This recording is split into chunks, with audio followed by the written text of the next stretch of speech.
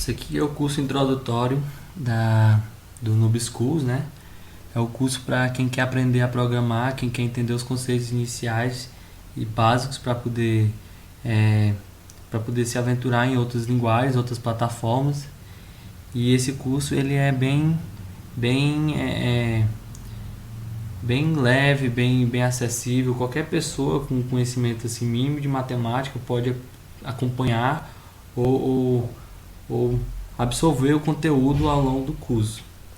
Esse primeiro capítulo, essa primeira aula vai ser sobre a introdução dos conceitos básicos, né? É uma introdução da introdução, é a meta-introdução, né? Como a gente vai ver. E que quem está dando o curso, esse animal aí que está aparecendo na foto, tem um arroba do Twitter aqui tem o endereço do Facebook aqui. Ele trabalha fazendo programas e já está quase se formando aí nas áreas de computação. E como bem visto, né, esse primeira aula é uma meta-introdução, tipo introdução da introdução. A gente vai primeiro ter noção e se perguntar, né? Antes de tudo a gente tem que se perguntar o que é um computador. O que é um computador? Computador, no seu conceito mais básico, é um dispositivo ou uma ferramenta abstrata que recebe alguma coisa como entrada, processa aquela entrada e gera uma saída. Ao longo da história a gente teve muitos conceitos ou objetos que na verdade eram computadores. Estavam aí desde muito tempo atrás, como a gente vai ver, tem o ábaco. O ábaco é um objeto que já é muito antigo, mas ele era para fazer uma tarefa computacional. Você colocava lá um dado como entrada, aquele dado de alguma forma, né, mesmo que abstrato, era processado, e a saída você tinha como forma de cálculo, né? Bem antiga a história do ábaco, tem origem russa e tal. E outro exemplo aí de máquina computacional é a calculadora do Pascal, calculadora toda valvulada. Ela tinha você tinha manivelas, né? Você girava para poder obter os resultados. É um negócio bem físico. Tem até um vídeo aqui que a gente colocou para ilustrar como é que era a parada aqui. Você girava, né, essa manivela aqui de lado, ó, você tem essa manivela aqui de lado aqui.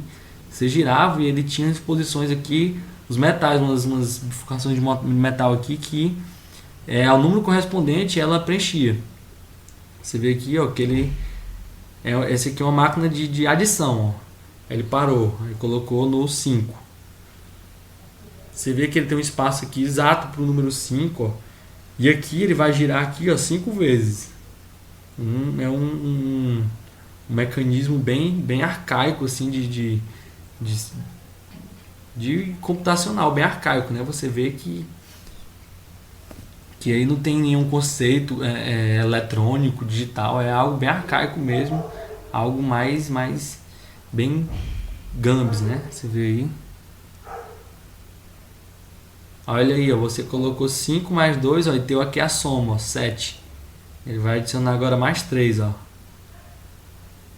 9, 0, zerou aqui o sistema decimal, né?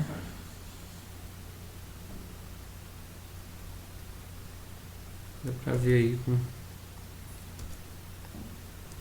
aí um desses a gente citou o Pascal, mas um desses caras que já fizeram essas máquinas pré-computacionais, né, podemos dizer, pré-digitais, um dos mais importantes é esse cara aí. Ele era um matemático que tinha uma necessidade muito grande de construir um dispositivo que fizesse aqueles cálculos complexos, né, matemático, cálculo de prova, cálculo envolvendo cálculo tridimensional, cálculo de função de primeiro, segundo, terceiro grau. E aí o que ele fez, né? Ele passou a vida inteira dele tentando construir esse dispositivo.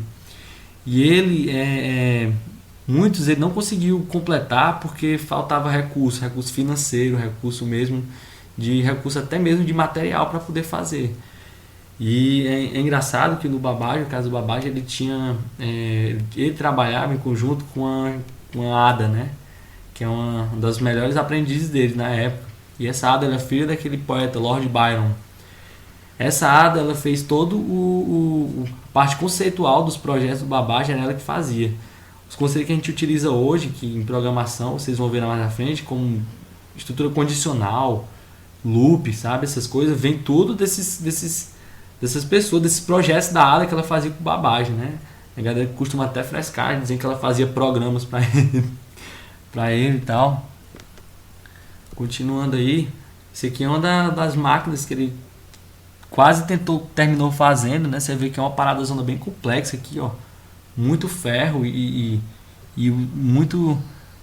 Você vê que é um material assim que exigia muito recurso da época para ser feito, né? Assim, não só recurso de recurso, no caso ferro, né? Recurso primário, mas recurso de industrial, né? Para ser feito isso aqui, você vê que não é um negócio complexo porque na época do século XVIII, né? Anos 1830, 1840, e era difícil você fazer algo do tipo.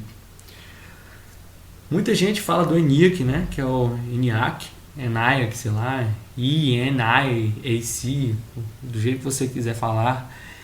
Ele foi todo mundo fala que ele foi o primeiro computador, né? Na verdade, a gente viu aqui que antes do ENIAC fazer, a gente já tinha dispositivos computacionais. Antes do ENIAC ser concebido, já tinha dispositivo computacional. A grande diferença é que o ENIAC foi o primeiro computador digital, né? Foi o primeiro computador digital eletrônico implementado com sucesso. Ele tem uma história muito grande muito por trás, porque na época da na Segunda Guerra Mundial e os americanos necessitavam de uma ajuda para o cálculo das criptografias, né? E eles fizeram esse computador para poder auxiliar no cálculo da quebra de código criptográfico da Alemanha lá. Na Alemanha. E você vê aqui que ele, como bem disse, ele foi o primeiro computador digital, né? Tem uma diferença que todo mundo sempre teve dificuldade de entender entre o digital e o analógico. Sendo bem simplista, esse aqui é um conceito mais da física, mas o sinal digital ele é um sinal bem discreto. Você vê aqui que o sinal digital aqui, ele só admite dois estados. Essa parte aqui, a parte mais elevada, e essa parte mais depressiva aqui, dessa depressão.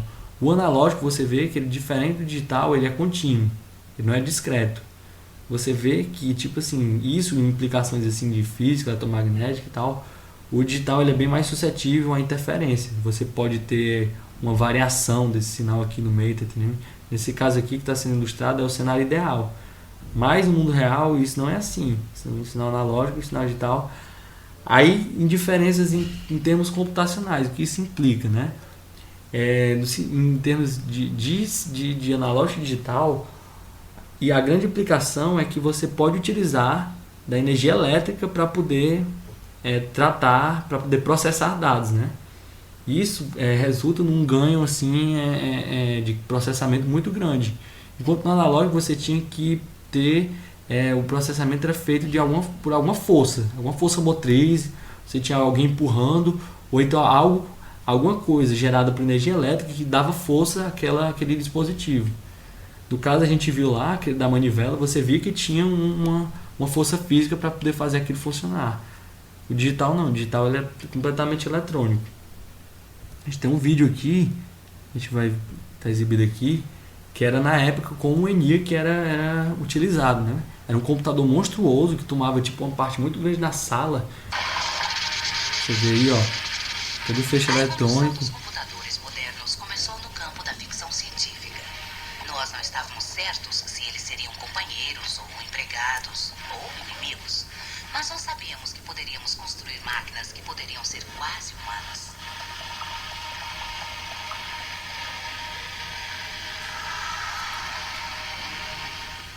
O primeiro computador eletrônico de finalidade geral foi, como a bomba atômica, um produto da Segunda Guerra Mundial. Em 1946, engenheiros da Universidade da Pensilvânia construíram um computador gigantesco para acelerar os cálculos da artilharia. Ele foi construído com 1.800 válvulas eletrônicas. O que conseguimos foi uma máquina de 30 toneladas, apenas ligeiramente mais espessa. Você vê que quem está programando esses computadores é as mulheres aí, ó. O pessoal hoje tem essa estigma de que só tem homem que programa, mas no início, quem era a maior parte eram as mulheres.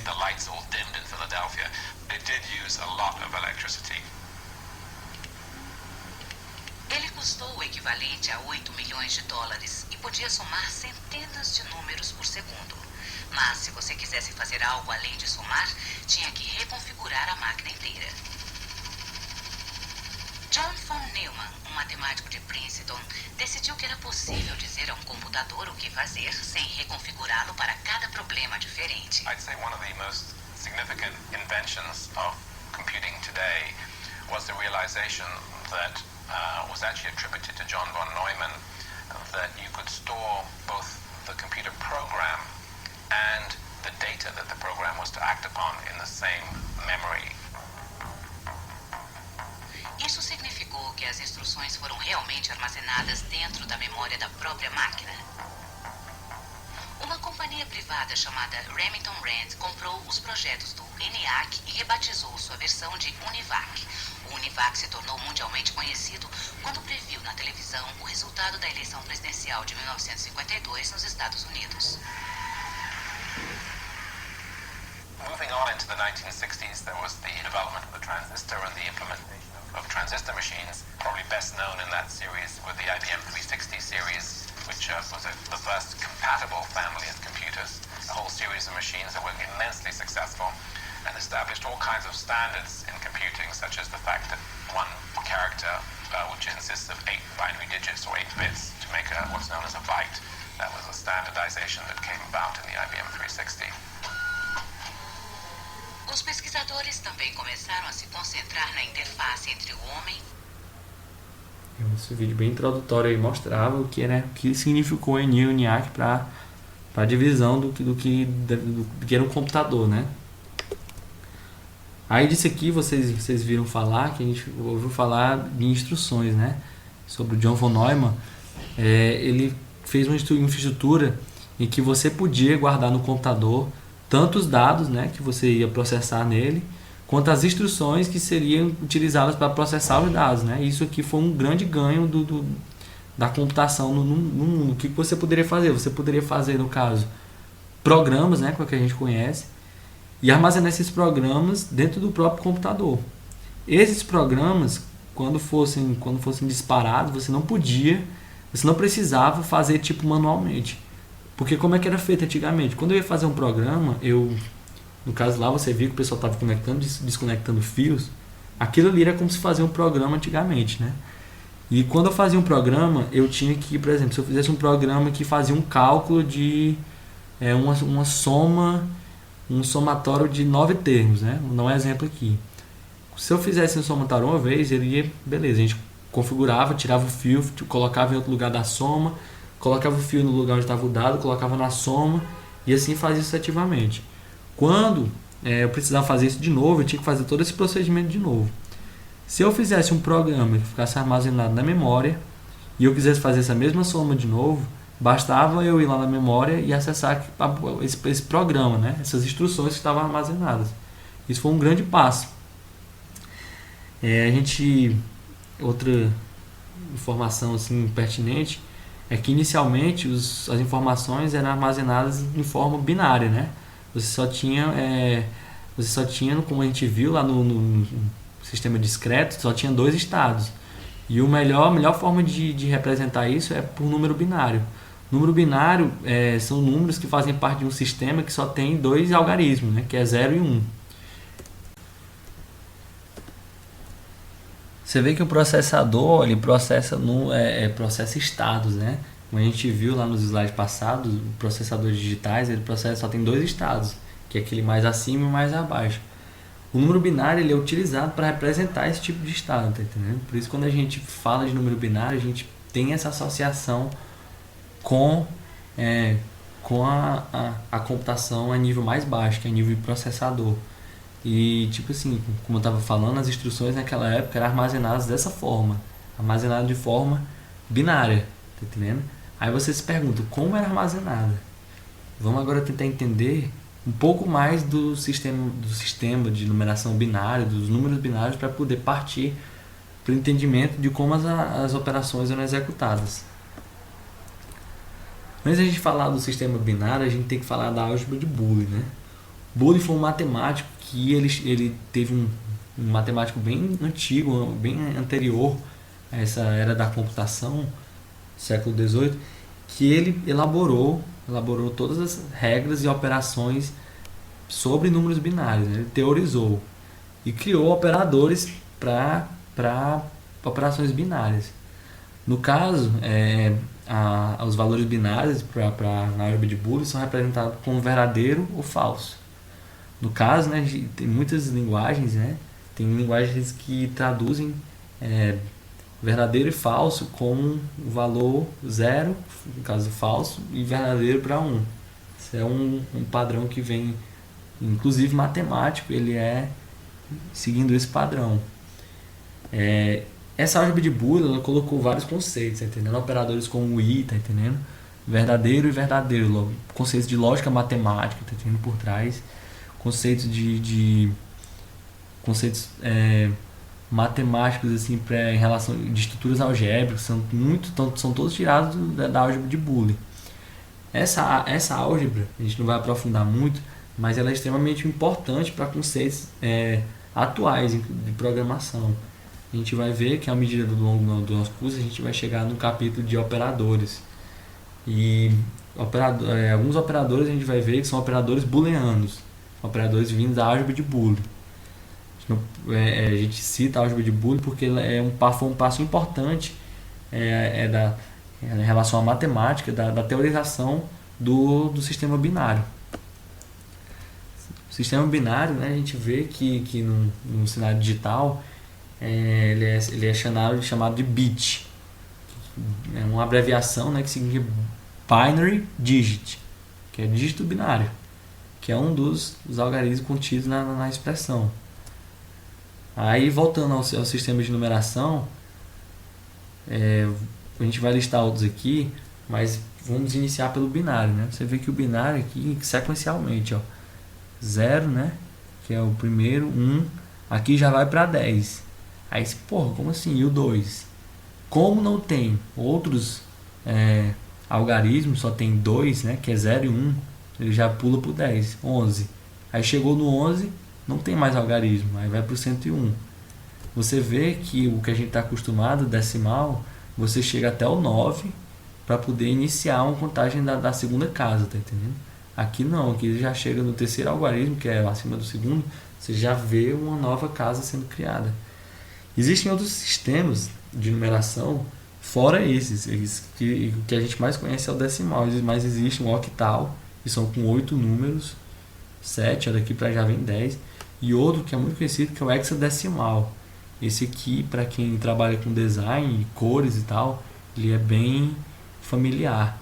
Ao invés de ter só 10 ou 8 ou 2, ele tem 16 representações aqui. Você vê que tem de 0 a 9 e usa letras para representar um número, né? No caso, esse aqui é equivalente aqui, o A é como se fosse o 10, no sistema digital, o B como se fosse o 11 e tal, e assim vai. Essa variedade de sistemas numéricos é só para mostrar que, tipo assim, além do decimal e do binário, existem vários outros sistemas de numeração, né? No caso, o sistema binário, que é o sistema utilizado pela computação no mais baixo nível, a gente chama de computação de baixo nível, a computação que está próximo do processador. Ele é muito importante devido àquela característica de representar os estados da física que a gente falou há uns slides atrás, né? Partindo aqui agora, a gente vê que, como eu citei, esses dados binários, esses dados eram organizados de forma a representar instruções. Como eu falei, né, que aquela colocada, tirava fio, colocava, tirava fio, colocava, tirava fio. Agora, depois da conceitualização do fonema, que eu podia armazenar um programa no computador, ele era armazenado como instruções de máquina. E o que são instruções de máquina? São sequências de bits, né, de dígitos binários, que representam um conjunto de ações a serem realizadas, que processarão uma entrada e gerarão uma saída. Essas instruções, você vê aí, ó, que são vários bits, e eu mesmo, eu programador, já trabalho com muito tempo, não consigo entender isso aqui é muito difícil. Não é impossível entender isso aqui. Aí você pergunta, oi, como assim? Como eu vou trabalhar com esse tipo de coisa? Eu vou trabalhar tendo que digitar dígito. Olha aqui, volta um slide aqui. Tente procurar, tipo assim, o significado pode até ter, mas vai dizer que não é cansativo você ter que fazer elaborar uma solução e depois ver essa solução, ver esse monte de coisa aqui, tá entendendo? É muito difícil de trabalhar assim. Essa dificuldade que a gente está falando de operar, ela fez criar uma necessidade. Criar uma necessidade de no caso, abstrair. Abstrair como? Abstrair a nível de, tipo assim, você ter esse conjunto de operações binárias, você ter um conceito, uma abstração desse tipo de operação. Como é que a gente vai fazer isso? Está um pouco difícil. Vamos supor que eu tenho uma operação que é uma operação, sei lá, de subtração. E a operação de subtração é 0010001. Se eu pegasse esse 0001 toda vez que eu fosse fazer uma subtração, se você batesse o olho naquele 001, se você decorasse, você até poderia entender. Mas se você, ao invés de pegar um 0001 e colocasse um sub, você ia ser bem mais fácil, né? Em questão assim, de representação conceitual. Sub é uma abreviação para subtrair. Além de ser mais fácil para você entender, seria mais fácil para outras pessoas entender. E aí passou a surgir a necessidade de criar uma linguagem de programação um nível mais alto. Quando a gente fala um nível mais alto, a gente fala o quê? A um nível mais alto do processador. Quando a gente está quanto mais longe a gente fica do binário, mais o nível a gente está subindo na programação. E daí a gente foi criada a primeira linguagem de programação de um nível maior que o nível binário, que foi a linguagem Assembly, né? Linguagem Assembly, o que ela fazia? Ela pegava aqui, você vê aqui que tem, ela pegava uma operação e transformava num conjunto aqui de letras. Você vê com apresentação por abreviações.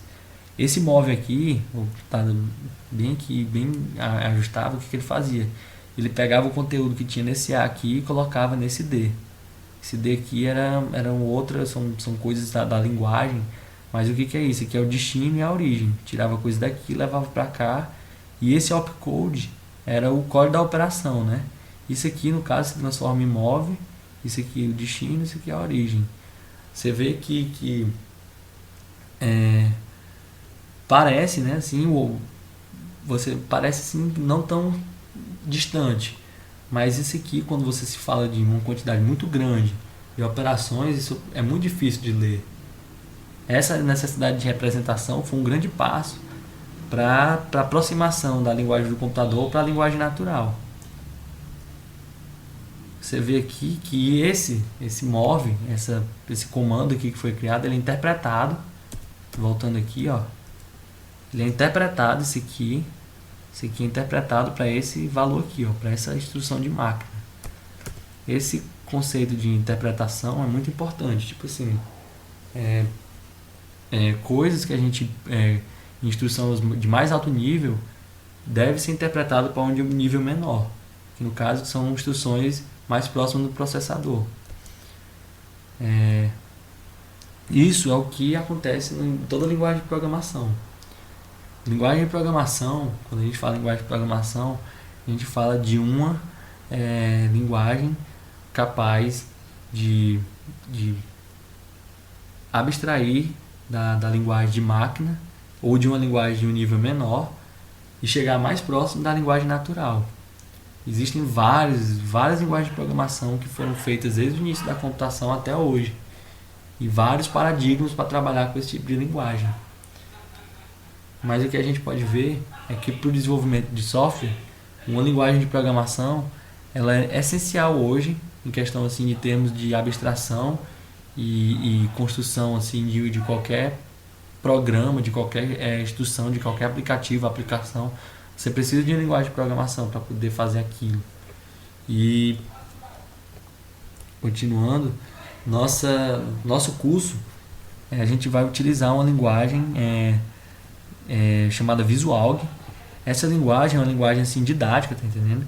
Não é para você fazer, vou fazer um jogo com a Visualg, vou fazer um servidor, vou fazer coisas estrambólicas. Não, isso aqui é meramente didática.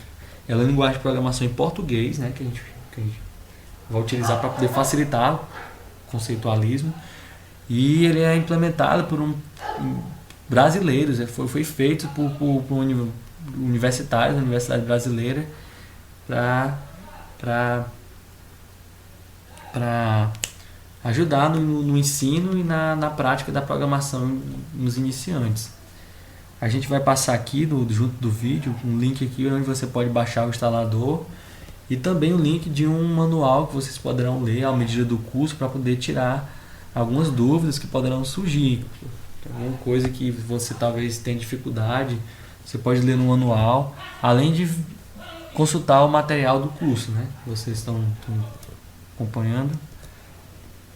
O Visualg, ele também trabalha com instruções. A gente está sendo assim, muito abstrato, a gente não mostrou nada concreto, mas o Visualg são instruções, assim como o Assembly, assim como instruções binárias. A gente vai digitar instruções para o computador, ele vai interpretar aquelas instruções, tá entendendo? E interpretar aquelas instruções e gerar um resultado. Vai receber uma entrada, processar através de instruções e gerar uma saída. A gente vai falar também do conceito de compilação. O Visualg, quando você faz um programa nele, é a linguagem visual, que a gente não viu nada da linguagem Visualg, mas quando você faz um código utilizando a linguagem Visualg, esse código ele pega todo o código, tudo que você escreveu, interpreta um a um e no final gera um programa. Esse processo de gerar um programa a partir de um código digitado, de um código texto, através de um arquivo de texto, sei lá, de um arquivo, seja o que for, é chamado compilação. Você vai transformar o código que é perto da linguagem natural, próximo da sua linguagem de ser humano, para um código que é próximo da linguagem de máquina. Você vai converter seu código aqui, no caso, suas instruções que você vai digitar e vai converter isso para código binário. Esse é o processo chamado compilação. Existem sempre uma separação, quando a gente fala de computação, de linguagens que são compiladas, né, que são linguagens que você pega um código, gera um binário a partir daquele código, e linguagens que são interpretadas. Linguagens interpretadas, elas são executadas, você pega o seu código, ele vai de linha a linha executando a instrução. Ele não gera um código binário a partir daquele seu programa. Ele vai gerando um código binário na medida que ele vai executando aquele arquivo de texto. Por exemplo, eu tenho um arquivo de texto com um programa que ele tem 5 linhas nesse arquivo. Se ele for interpretado, ele vai executar as 5 linhas. Primeira, segunda, terceira, quarta, quinta. Cada vez que ele for executando uma linha, ele vai compilando em tempo, à medida que ele for descendo o arquivo interpretado. No compilado, o que vai acontecer? Ele vai pegar essas 5 linhas, ele não vai executar, ele vai gerar um arquivo binário que vai ser executado binariamente, ele vai ser executado como 00001. Não vai ser traduzido no tempo real, não vai ter essa etapa além não. Geralmente, arquivos compilados, programas compilados, eles tendem a ter um tempo de execução bem melhor. Aqui é uma tela, né, do ambiente do Visualg. O Visualg, além de ser uma linguagem, ele tem todo um ambiente para você fazer programas nele. Ele já vem com um programa, tem a versão aqui 2.0, um programa para fazer programas. Ele tem aqui, um exemplo aqui que está na tela, ele tem um código já escrito, código bem básico, que vai ser abordado mais futuramente, mas aqui já é uma ilustração do que é o Visualg em ambiente e linguagem. Esse código aqui que ele escreveu, essas instruções, vão ser compiladas, né, disso aqui vai ser gerado um arquivo binário e esse arquivo binário vai ser executado posteriormente. Se isso fosse uma linguagem interpretada, o que ia acontecer? Não ia ser gerado um arquivo binário, um arquivo exe. Ele ia fazer o seguinte, ele ia chegar e ia ler esse arquivo linha por linha. Nessa linha aqui, ele ia traduzir isso aqui para binário. Depois ia para essa aqui, ia traduzir para binário. Depois ia para cá, ia traduzir para binário. Depois ia para cá, ia traduzir para binário. Depois ia para cá, traduzir para binário. Depois, linha por linha, tá entendendo? Muitas linguagens hoje, apesar disso ser meio ilógico, mas é muita linguagem interpretada. Tem algumas vantagens e algumas desvantagens. Eu não vou querer entrar nisso muito a fundo porque é algo mais específico. Mas se vocês quiserem, podem dar uma olhada, quem tiver curiosidade, ver no Google, que é bem legal já você ter essa noção de diferença entre interpretado e compilado. O visual ele é compilado. Programa Hello World, né? Quando a gente fala de programação, todo mundo tem a tradição de fazer o primeiro programa, que é o chamado programa Hello World. O programa Hello World é um programa que você escreve, né? E é um programa que quando você executa, ele só exibe uma frase. Exibe na tela Hello World. Hello Mundo, né? E esse programa Hello World eu não vou fazer aqui hoje. Esse programa Hello World vai ficar por vocês. Vocês vão ter que fazer o Hello World e sei lá, é muito fácil, não tem dificuldade. Mas vocês vão baixar o visual, tá no link aqui. Vão ver a instrução que vai ser utilizada para poder exibir o Hello World na tela. No manual do visual tem ensinando como fazer o Hello World. Vocês vão mostrar isso na próxima aula, que é a aula que a gente vai se encontrar no Hangout. Vocês vão mostrar o Hello World de vocês. Desse Hello World a gente vai dar um passo adiante, a gente vai usar esse Hello World para poder explicar o que é o visual, viu? Por isso vocês têm que fazer o Hello World. World. Bem, a programação, né? Não é algo difícil, não é algo monstruoso. Tem toda uma aura assim de etérea, como eu falei lá na descrição do curso, mas tem toda uma energia pesada quando a gente fala de programação, mas não é algo difícil. A tarefa desse curso vai ser mostrar para vocês que é algo que é possível qualquer pessoa fazer. Você faz inclusive programação no dia a dia, tarefas cotidianas, você faz programação e nem sabe. A gente vai fazer isso da maneira mais suave possível. É o objetivo do curso, é fazer com que você acredite que programar não é um bicho de 7 cabeças. Essa foi a primeira aula e a segunda vai ser o encontro do Hangout, né? E a gente espera que vocês façam um Hello World para a gente poder ir mais fundo. Ok?